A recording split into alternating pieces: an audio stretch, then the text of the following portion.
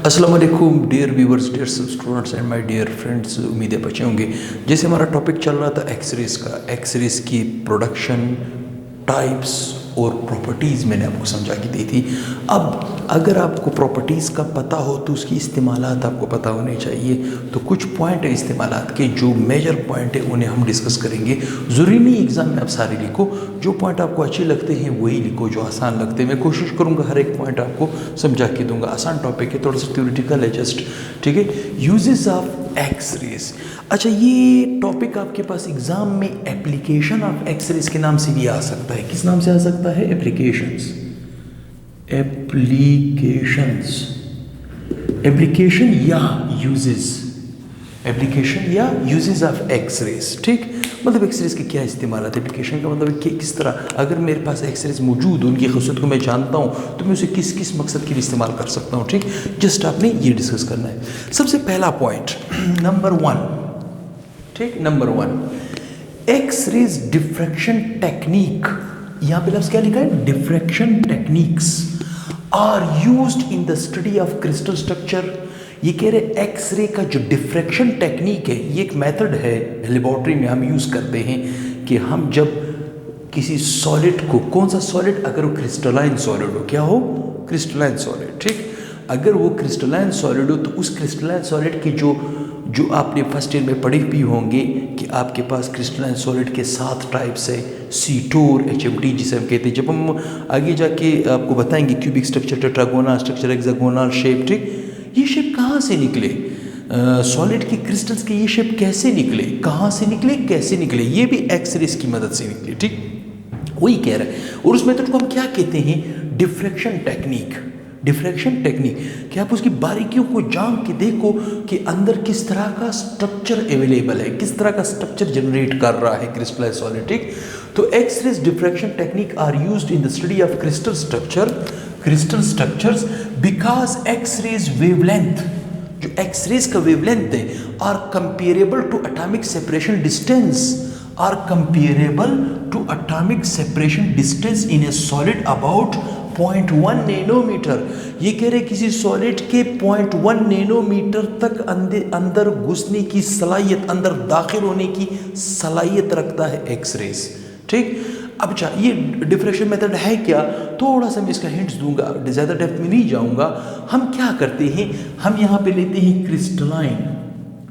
Crystalline solid को लिया जाता है, ठीक। क्रिस्टलाइन सॉलिड को लिया जाता है। चलिए, क्रिस्टलाइन सॉलिड कौन सा है? मिसाल के तौर पे मैंने लिया सोडियम क्लोराइड। क्या लिया? Sodium chloride. सोडियम क्लोराइड को आप जानते हो, टेबल साल्ट जिसे हम कहते हैं, कॉमन साल्ट, सुबह अंडे के ऊपर भी आप डाल के उसे रोज़मर्रा रूटीन लेते हो। ये जो सोडियम क्लोराइड है, ये क्रिस्टल नुमा है, आपने देखा होगा। डिफ्रैक्शन टेक्निक में क्या होता है कि इस सोडियम क्लोराइड की कुछ अमाउंट ली जाती है, उसे कूटा जाता है, ग्राइंडिंग के प्रोसेस से गुजारा जाता है।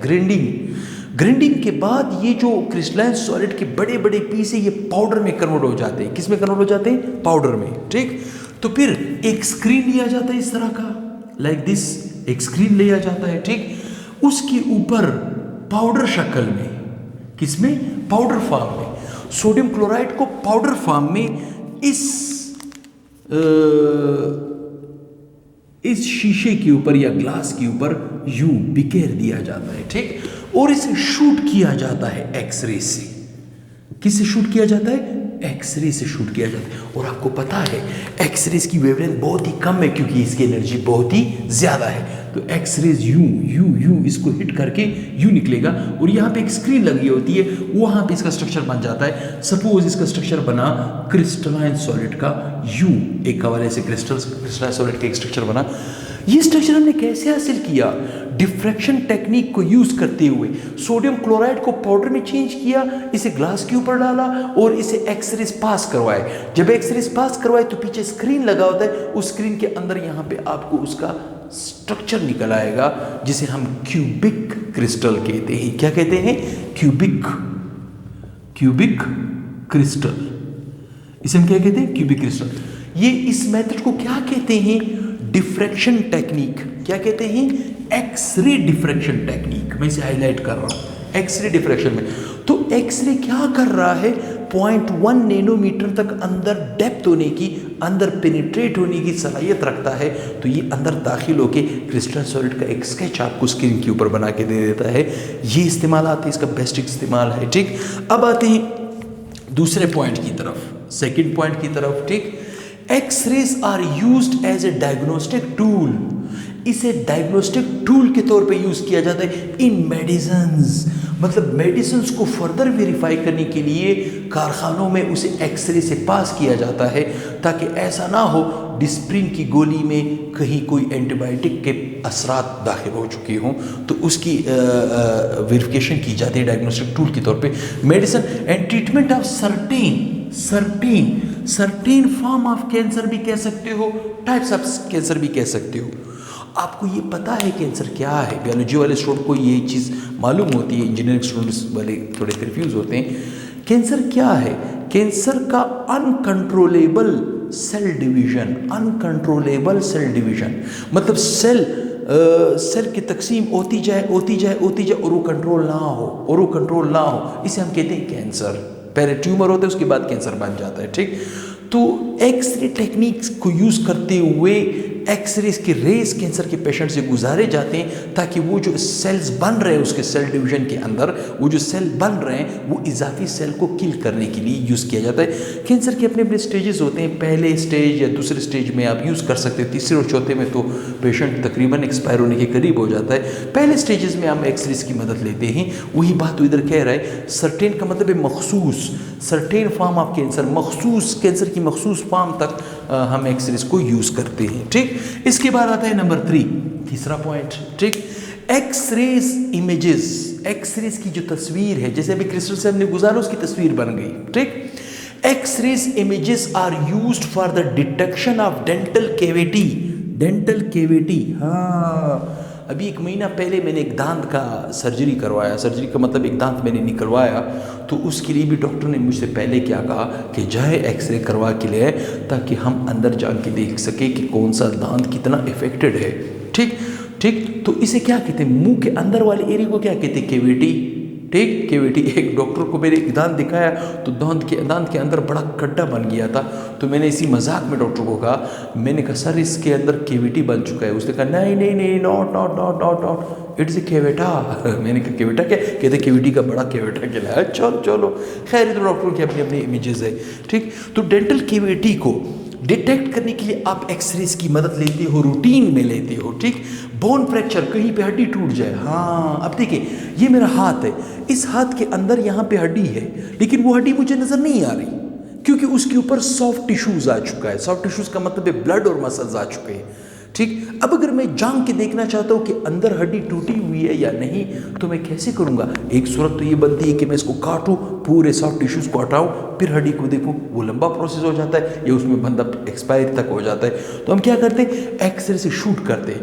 एक्सरे सॉफ्ट टिश्यू से गुजर सकती है, हार्ड टिश्यू से नहीं गुजरती, तो पीछे शेड बन जाएगा, स्केच बन जाएगा। जैसे मिसाल के तौर पर मैंने यहाँ पे हाथ यूँ रखा, यूँ। ठीक, यहाँ पे लाइट आ रही है, तो ये लाइट मेरे हाथों से, सॉफ्ट और हार्ड दोनों से ये नहीं निकल सकती, तो पीछे क्या बन रहा है? शेडो। इसी तरह का एक्सरे का इमेज भी होता है। ठीक, तो X ray image are use for the detection of dental cavity, bone fracture, कहीं पे हड्डी टूट जाए एक्सरे का यूज करते हैं, and to differentiate hard tissues. Hard tissues का मतलब क्या है? बोन। हार्ड टिश्यू किसे कहते हैं? बोन। एंड सॉफ्ट टिश्यूज, क्या चीज? सॉफ्ट टिश्यूज, जिसे हम ब्लड और मसल्स कहते हैं। ठीक, X rays pass through the soft bone tissues, body tissues, but are stopped by the hard tissues. ये एक्सरे सॉफ्ट टिश्यू से गुजर सकती है, लेकिन हार्ड टिश्यू पे स्टॉप हो जाती है, पीछे स्केच बन जाता है। मैंने क्या कहा? अच्छा, ये टिश्यू क्या है? ये भी आपको पता होना चाहिए। A group of cell is called tissue. A group of cell is called tissue. A group of tissue is called organ. A group of organ is called system. A group of system is called organism. ठीक, ये bio में आप लोगों ने पढ़ा होगा। ठीक, cell क्या है? Structure and functional unit of life है। लाइफ लिविंग ऑर्गेनिज्म है, प्लांट और एनिमल दोनों में। ठीक, तो सेलों के ग्रुप को हम क्या कहेंगे? टिश्यू। टिश्यू के ग्रुप को हम क्या कहेंगे, ऑर्गन, ऑर्गन के ग्रुप को हम क्या कहेंगे, सिस्टम, सिस्टम के ग्रुप को हम क्या कहेंगे, ऑर्गेनिज्म। क्या कहेंगे, ऑर्गेनिज्म। ये चीज़ आपके पास, चाहे वो सॉफ्ट टिश्यूज, जो सॉफ्ट टिश्यूज का मतलब है ब्लड और मसल्स, और हार्ड टिश्यूज का मतलब क्या है, बोन। ये बोन से नहीं गुजर सकती, सॉफ्ट टिश्यू से गुजर सकती है, और पीछे हार्ड टिश्यू का स्केच बन जाता है जिसे हम एक्सरे कहते हैं। ठीक, अब आते हैं इस तरफ। नंबर 3 हो गया। नंबर 4, ठीक, when high energy x-rays photon are passed through the gases, अगर हम हाई एनर्जी वाले एक्सरे फोटोन को किसी गैस से पास करवाए, मैंने क्या कहा, किसी गैस से पास करवाए, they increase the temperature of an atom and molecule, ये उसके अंदर मौजूद मॉलिक्यूल के टेम्परेचर को बढ़ा देगा। उसके मॉलिक्यूल किससे बनता है, एटम से, एटम के टेम्परेचर को भी बढ़ा देगा। टेम्परेचर कैसे बढ़ेगा, क्योंकि ये क्या करता है, ये उस एटम से इलेक्ट्रॉन को हिट करके निकाल देते हैं, उसको आयनाइज कर देता है। जब वो आयनाइज कर देते हैं, उसकी कमी को पूरा करने के लिए इलेक्ट्रॉन ऊपर से आता है, तो वो एनर्जी निकालता है और टेम्परेचर बढ़ जाता है, शूट हो जाता है। वही बात तो इधर आपसे कह रहा है। ठीक, they increase the temperature of an atom molecule and then electron और इजेक्टेड इलेक्ट्रॉन को निकाल देता है थ्रू दिस प्रोसेस। इस प्रोसेस के तहत reactive ions and free radical are formed. जब आप किसी गैस से एक्सरेज को पास करवाओगे तो उस गैस के अंदर मौजूद मॉलिक्यूलों के टेम्परेचर को ये बढ़ा देगा, और उस वो मॉलिक्यूल जिस एटम से बना है, एटम के टेम्परेचर, असल में ये मॉलिक्यूल के अंदर दाखिल होकर एटम को हीट करता है, एटम से इलेक्ट्रॉन को निकाल देता है। जब एटम से इलेक्ट्रॉन निकालता है तो एटम के ऊपर क्या आ जाता है, पॉजिटिव चार्ज। क्यों, उसमें प्रोटॉन बढ़ जाते हैं। ठीक, वही बात तो इधर आपसे कह रहा है। Number 5, X rays are used to form a quick examination, used to for quick examination to check the leakage of a passenger at airport। आपने देखा होगा एयरपोर्ट में कितने जहाज़ आते हैं, कितने जहाज़ उठते हैं, कितने पैसेंजर आते हैं, कितने पैसेंजर जाते हैं। अब पैसेंजर जहाज़ में जाने के लिए पैसेंजर की पूरी चेकिंग होनी चाहिए अकॉर्डिंग टू रूल।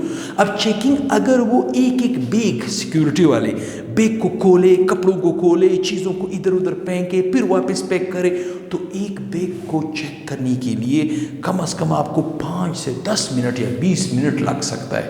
लेकिन एक्सरे क्या करेगा, आपने एयरपोर्ट में देखे होंगे, आप बैग को एक साइड पे फेंको और वो बैग एक मशीन में से ऐसे होते हुए एक मशीन से गुजर जाता है, और उस मशीन को डिटेक्ट करता है वहाँ पे एक सुपरवाइज़र, और वो सुपरवाइज़र उससे एक्सरेज पास करता है। एक्सरेज पास करता है, अगर उसमें कोई मेटल होगा, मेटल से ये एक्सरेज नहीं कर सकते, तो उसका स्केच बन जाएगा और वो वहाँ पे जो भी दहशतगर्द वगैरह होगा पकड़ा जाएगा। तो क्विक एग्जामिनेशन मतलब जल्दी से सामान को चेक करने के लिए हम किस चीज़ की मदद लेते हैं, एक्सरेज की मदद लेते हैं। ठीक, number 6, the X rays are used to study the chemical reaction on the surface. Surface के ऊपर केमिकल रिएक्शन को डिस्कस करता है। Electronic feature of the some semiconductor and magnetic material and the structure and function of protein and biological macromolecules. ये आपसे कह रहे हैं कि ज़मीन के सरफेस के ऊपर बायोलॉजिकल मॉलिक्यूल हो, प्रोटीन हो, उसके स्ट्रक्चर हो और फंक्शन को भी डिस्कस कर सकता है। सेमीकंडक्टर आपके पास आर्थ के ऊपर सेमीकंडक्टर बहुत से हमारे कैमरा जो है इसके अंदर भी सेमीकंडक्टर यूज़ हुआ है। ठीक, तो सेमीकंडक्टर के अंदर जान के उसको चेक करने के लिए हम अक्सर क्या करते हैं, एक्सरेज का यूजेज करते हैं। तो किसी ने स्क्रीनशॉट लेना हो तो वो ले सकता है। छोटा सा स्मार्ट टॉपिक था, उम्मीद करता हूँ कि ये पॉइंट्स आपको समझ आ गए होंगे। तो अब इसके बाद हमारा एक लॉ शुरू हो रहा है, क्वांटम मैकेनिकल मॉडल। ठीक, जिसे हम आजकल ज़्यादा यूज़ कर रहे हैं। ये जो इससे पहले जो बोहर वगैरह के थे उनके लॉज तकरीबन फेल हो गए। फेल तो नहीं हुए, बहरहाल लिमिटेशंस है। लिमिटेशन का मतलब है 80% है, 60% है। ठीक है, तो ये जो अभी इक्वेशन या ये जो अभी ला आ रहा है क्वांटम मैकेनिकल मॉडल, इसके बाद जो लेक्चर में देने वाला हूँ क्वांटम मैकेनिकल मॉडल, तो क्वांटम मैकेनिकल मॉडल का जो लेक्चर मैं आपको दूंगा, आपने अभी एटम को सही समझने के लिए आपने क्वांटम मैकेनिकल मॉडल को ज़्यादा यूज़ करो, क्योंकि एरविन श्रोडिंगर आ रहा है। कौन आ रहा है? एरविन श्रोडिंगर आ रहा है। ठीक, वो आपको बड़ी अच्छी और बड़ी मीठी बातें सुनाएगा, बड़ी अच्छे अंदाज में पढ़ाएगा। तो इंशाल्लाह क्वांटम मैकेनिकल मॉडल बहुत ही जल्द आएगा। वेट करें और देखिए, इंशाल्लाह आपके बहुत से पॉइंट्स क्लियर होने वाले हैं। दुआ में याद रखें, इंशाल्लाह बहुत ही जल्द हाजिर होऊंगा। अल्लाह हाफिज़।